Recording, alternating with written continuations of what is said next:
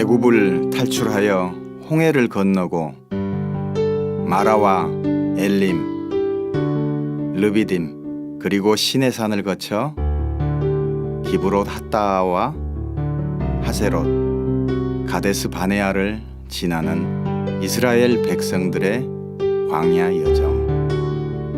광야에서의 방황은 서서히 끝나가고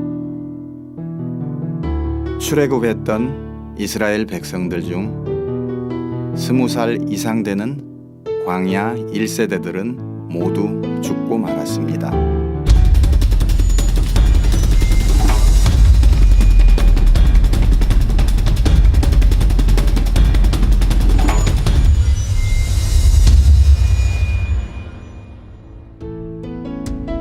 모세의 뒤를 이은 지도자 여호수아와 광야 2세대들은 계속해서 가나안 땅을 향해 나아갑니다.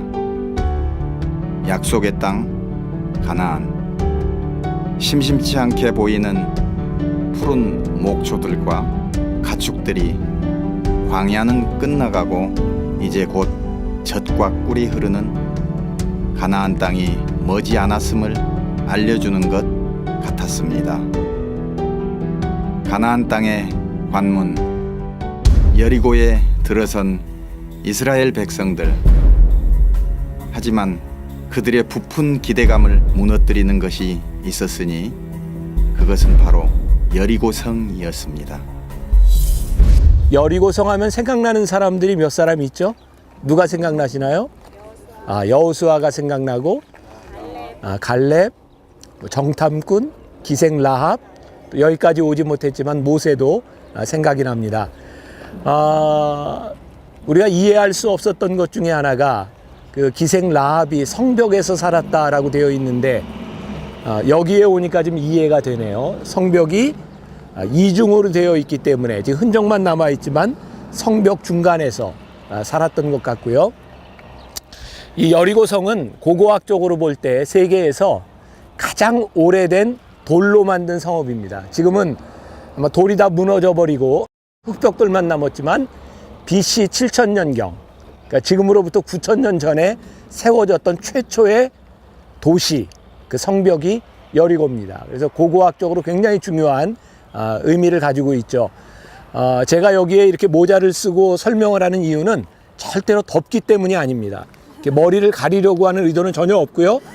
고고학자처럼 보이기 위해서 우리 가이드하는 목사님의 설명을 들으니까 마지막 터로 남아있는 이 성벽도 빗물에 의해서 20-30년 후면 흔적도 없이 사라질지 모른다는 그런 이야기도 들었습니다.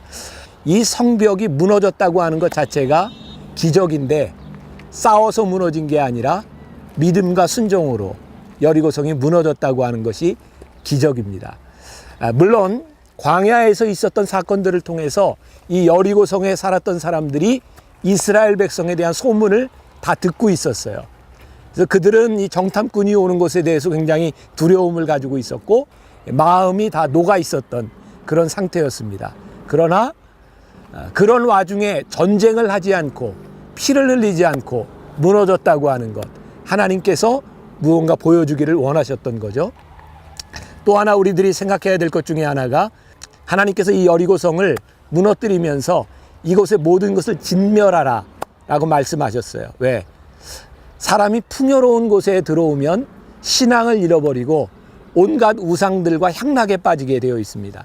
이곳은 견고한 성읍이었고 풍요로운 것이었기 때문에 많은 사치와 향락, 죄악이 있는 곳이었어요.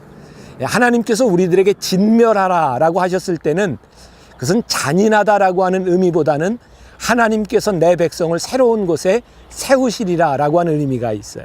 그러니까 때로 우리 믿는 성도들에게 고통이 오죠. 하나님께서 아무것도 없이 싹 쓸어버리는 것 같은. 근데 우리들이 믿음의 눈을 들어서 보면 그 가운데서 하나님께서 새롭게 주춧돌을 놓으시는 그런 역사도 우리들이 보게 됩니다. 여러분들에게 있어서 여리고성은 무엇인가? 여러분들이 절대로 허물어뜨릴 수 없을 것 같은 그 여리고성을 무너뜨리는 하나님의 기적과 또 여러분들이 정말 하찮게 생각하는 그 일들 가운데서 여러분들이 넘어질 수 있다고 하는 것, 그것이 오늘 우리들에게 주고 있는 마지막 교훈이기도 합니다. 하나님께서는 우리들이 가나안 땅에 들어가는 것으로 만족하신 것이 아니라 가나안 땅에 들어가서 우리들의 축복을 지키기를 원하셨어요. 여러분들 가운데 하나님의 축복을 지키는 것, 그것이 얼마나 큰 은혜인지도 한번 생각할 수 있는 그런 시간이 되었으면 좋겠습니다. 이스라엘 백성들은 믿음으로 고센 땅을 떠나 애굽을 탈출하였고 믿음으로 홍해를 건넜습니다. 믿음으로 물이 없는 광야를 걸었고 믿음으로 만나를 먹었으며 믿음으로 보이지 않는 약속의 땅을 바라보았습니다. 그러나 철옹성 같은 여리고성 앞에 서 있는 이스라엘 백성들, 이 순간 그들에게 가장 필요한 것은 무엇이었을까요? 그것 역시 믿음 아니었겠습니까?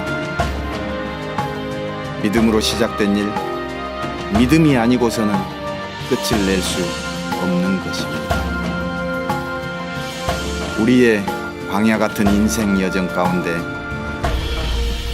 우리에게 가장 필요한 것은 무엇일까요? 여러분은 무엇으로 이 길을 가고 있습니까?